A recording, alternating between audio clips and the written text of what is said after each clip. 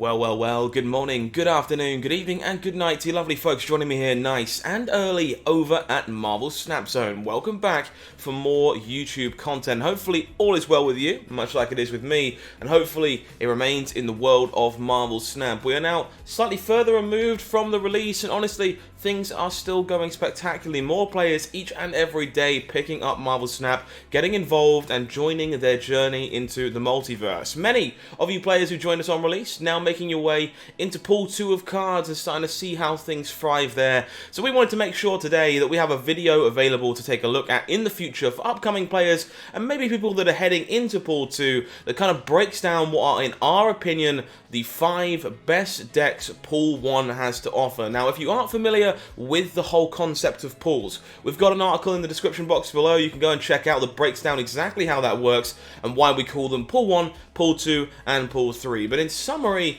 cards in Marvel Snap are kind of locked in groups based on the collector level you've earned from the course of playing the game, and you'll slowly unlock cards from that pool as you go, leading to more complex cards moving forward as we reach further and further into the game. So some very powerful cards early, but definitely new player friendly, and those are the decks that we're going to be looking at today. Some of the decks built around those cards that you're guaranteed to open within your first 200 levels of the game.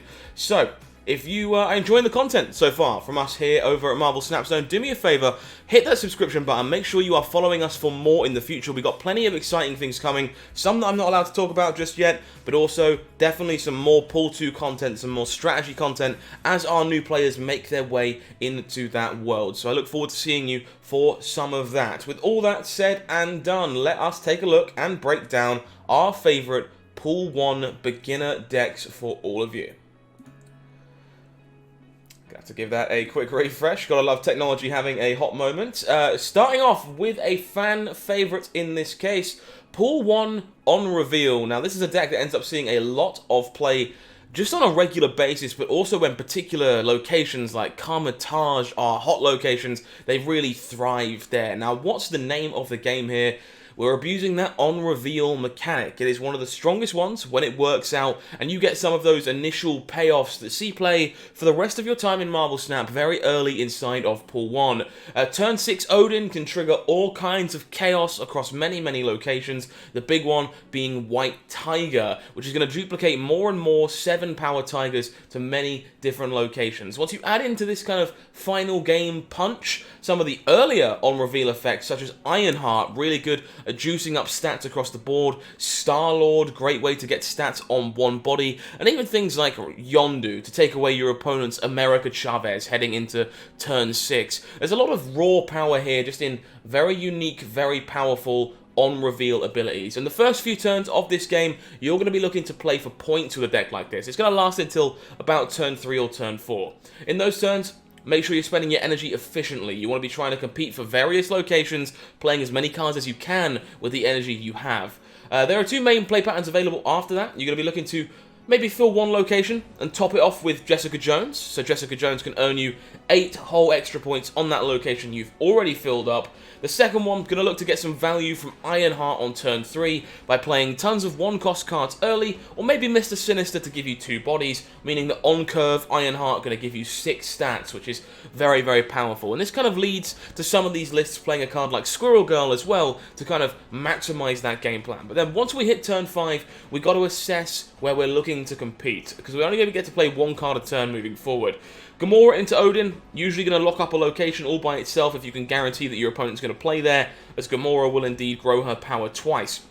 White Tiger, going to let you play towards 2 locations, spread your points all over the place, and Odin, of course, a big scorer alongside that one as well. It can usually be really good to get 3 cards onto a location that you don't plan to be competitive on early on, so you can maximize that location with White Tiger to make sure the Tiger isn't going somewhere that you're trying to fight for points. You can play it next to 3 cards and have that Tiger end up somewhere that you know is going to matter. Ironheart, also another card you're super happy to slam just at that location that you weren't expecting to end up on top. On reveal, really popular archetype, one that we see a lot of players playing early and will continue to be one of the best decks in Pool 1 for a long time, I imagine. Moving on to our second deck of the 5 here, the Discard Aggro deck, one based around the core concept of Apocalypse. That's the big payoff for this in Pool 1. Looking to discard that as many times as you can in order to have a huge turn 6. Every card game beginner likes good aggressive decks typically, for the most part. And this deck, probably what you're looking for if that's the case. Maybe you prefer Kazoo instead, but we'll get to that in just a little bit. Discard synergies are rife in this deck and definitely the name of the game. We want to discard that Apocalypse as many times as we can while swarming the board with all these cheap 1-cost and 2-cost cards to go alongside it. You're going to find a lot of your early play patterns with this one revolve around Angela, very much a core Pool 1 card that sees play in a lot of decks, and you'll see it all over the place. It's going to give you a very strong presence on the location you put it on, alongside all these other 1-cost cards. Lady Sif, going to be a safe play if you have Apocalypse in hand. She's going to guarantee that you discard it always on the regular. Swordmaster and Blade need a bit more work to get Apocalypse discarded, but you do also have Wolverine tucked in here as a backup plan should you miss that Apocalypse in your hand. Do be mindful though, Wolverine does not trigger Angela when it summons itself, so you've got to be careful to avoid missing out on those very important stats. For the second location you're trying to win, the goal usually going to be to slap Apocalypse on it on turn 6 and just win that location with the card all by itself. When that doesn't work, you're going to be looking to kind of cap things off with America Chavez, a card you can be guaranteed to draw on turn number 6, and also just increases the consistency of your deck by giving you 11 cards, making sure you draw Apocalypse more often, something that is very beneficial for a deck like this. If you aren't a fan of that kind of play pattern, we recommend maybe taking a look at a card like Iron Man to help you win that second location with raw stats when all is said and done. Fantastic deck here, discard aggro, very popular with the new players. Up next, Ongoing, maybe my favourite synergy when I first started playing Marvel Snap, and definitely grows and thrives to a more prominent archetype in the form of Ongoing as you make your way into Pool 2 and Pool 3. These are cards that provide a continuous effect on the board, meaning you're going to be able to fight for immediate control of a location while also building a plan for the future. When you're limited to Pool 1 cards, it's kind of hard to play an incredible Ongoing deck, but you have some very powerful payoffs that see play all the way through Marvel Snap in the form of Spectrum and Iron Man. They're going to represent a lot of points by themselves. Play pattern wise, this deck's really quite simple. You're going to be looking to rely on the surprise power of cards like Claw, Iron Man, Spectrum in the late game to win you another location. Otherwise, you're going to be developing Ongoing cards onto 2 locations to make the most of those effects. Namor, really interesting inclusion in a deck like this as it can contest a 3rd location all by itself. And if you draw into Ant-Man and Captain America, you can likely play them on the same location to stack up a chunk of stats there one way or the other. Lizard and Mr. Fantastic, these are cards that let you kind of spread your points more fiercely across locations, especially Mr. Fantastic. Going to entice your opponent to do the same, try and challenge that Lizard Ongoing ability and knock those stats off. If you've got Spectrum in hand, turn 5 can be quite flexible, honestly. You're going to be looking to play as many Ongoing cards as you can at that point, making sure you have more recipients for that incoming buff. If you have no Spectrum, it's not guaranteed to see play. Iron Man and Claw, they're the turn 5s you're looking for. Trying to make sure you dominate a location with points, essentially. Onslaught, often a popular card that goes in this deck as well, added into the mix for more synergy if you fancy going for the slightly less stable card. And if you're looking for that, you want that big finish from Onslaught, Nightcrawler, probably the card we would suggest cutting. If you want to watch some footage of me checking this one out, we've actually got a version of it on the website and on YouTube of me playing a version submitted by a user. Well worth checking out, highly suggest doing so. Deck number 4 for Pool number 1. Another fan favourite, honestly, based around just a card that we all love to play and is, quite frankly, a lot of fun. The Devil Dinosaur deck. A bit of a combo deck in some ways, this one. The deck is probably the most demanding on the list, but it can also be very strong and interesting enough to play until you reach Pool 2. And then when you do reach Pool 2, you're going to find all kinds of new toys to make this deck even better, like Agent 13, which often replaces Mantis, and the Collector, a fantastic 2-drop for a deck like this as well. The end goal of this deck: play cards that develop points while not costing you cards in hand, mostly through things that replace themselves. Some of this is also going to benefit you with the ongoing synergies provided by Devil Dinosaur, Iron Man, and Cosmo. So we're going to find ourselves using Onslaught a lot in the final turns of the game here to win a location that already has an Iron Man or a Devil Dinosaur on it.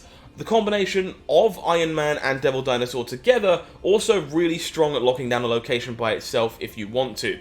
The second location, contest it with a mix of your utility cards and some of your other stronger cards you didn't need to apply to that first location. Jessica Jones, White Queen, really good contributors to a location, and Jessica Jones' condition is really easy to turn on in a deck like this because you can want to play towards 2 locations, meaning you can definitely take a turn off on turn 5 to play Iron Man or Devil Dinosaur. Really solid stuff here, very flexible turn 5 and turn 6. The rest of this deck, mostly support for this game plan, allow you to abuse your synergies without affecting your hand size. So things like Mantis, Cable, Sentinel, White Queen, these are all cards that technically draw a card when they're played, keeping your Devil Dinosaur big and strong while developing to the board in other locations. Also just gives you more options that maybe weren't in your deck and unlocks cards from other pools that you can play with as well, which is a super fun play pattern if you're getting involved in Marvel Snap in pool number 1. Devil Dino, a lot of fun, definitely worth trying out. And last but not least, the Kingpin of Pool 1, commonly referred to as the best deck in the pool for new players if all you care about is grinding that ladder and ranking up quickly. Kazoo is an established archetype in Marvel Snap, and you can see competitive builds of this all the way through to Pool 3 on our tier list if you'd like. It's a fan favourite. You'll be able to play this one for your entire journey if you really enjoy it. The reason this deck has managed to stay so relevant through most of the game's lifespan, mix of simplicity and flexibility. It's a very basic game plan. You're flooding the board with cheap units while playing cards that either benefit them or buff them all universally. Angela here, obviously one of the best 2-cost cards in the game, and will often be a 7-point acquisition on a location in this deck because you have so many things to play alongside it. There's no way you're not going to be able to fill those other 3 slots. Captain America, Ka-Zar, Blue Marvel, in some versions of decks like this, Onslaught to go alongside Ka-Zar and Blue Marvel. They make all your cheap cards much better, they reward you for playing as many cards as you possibly can, and those buffs are just exceptionally strong all round. During a game, the most important part of this deck is figuring out how to use the synergies inside the deck. Ideally, your best curve is going to be playing lots of 1-cost cards on turn 1 and on turn 3, and looking to play Angela on turn 2, Ka-Zar on turn 4, Blue Marvel on turn 5, Onslaught turn 6, you know, in the important spots where you can fit them in. This curve will fill 2 locations for you and grant all your 1-cost cards an extra 4 power and all your other cards an extra 2 power. So really, really solid play pattern if you can have that come together with some flexibility to make good plays if it doesn't. When missing one of those effects, it opens up some synergies to fit in more 1-cost cards or maybe to squeeze in Captain America so that you don't waste any resources in the process. While all these decks can be perfected once you get into Pool 2 and Pool 3, I have to admit, I was really surprised to see how good some of these are in their somewhat unrefined forms in Pool 1, giving brand new players a fantastic way to get involved and stay competitive early. I believe most of these lists can achieve an excellent rank on the ladder if you put in the time to learn the intricacies of them and take them, you know, all the way there. Currently, the matchmaking system for Marvel Snap is going to help match you against people with the same collection level, which is going to allow you to rank up even with a limited collection, keep you involved without playing against people that are dominating with Pool 2 and Pool 3 cards, and is more than enough here to earn a few rewards and get yourself some new cards along the way. So if you're looking for a free-to-play adventure on Marvel Snap, I would definitely recommend starting off by building around one of the decks we've showcased on this screen so you can learn the fundamentals of the game, and then feel free to, you know, maybe build your own decks and test various other cards as well. I really hope this video has been of some help to you and you have some deck lists available for you to now try out if you're starting your Marvel Snap journey. If you want these to export and just bring straight into the game without building them yourselves, article is available for you in the description box below. You can grab them from there, pull them straight in and get playing. Once again, folks, please, if you are enjoying the stuff here on the channel, consider giving us a subscription. I want to see you for more Marvel Snap content in the future, as we're having a blast with the game since global release has happened. With all that said and done, my name is Howling Minds, you've been amazing, and hopefully I will see you somewhere in the multiverse for some games of Marvel Snap. Take care, enjoy the rest of your day.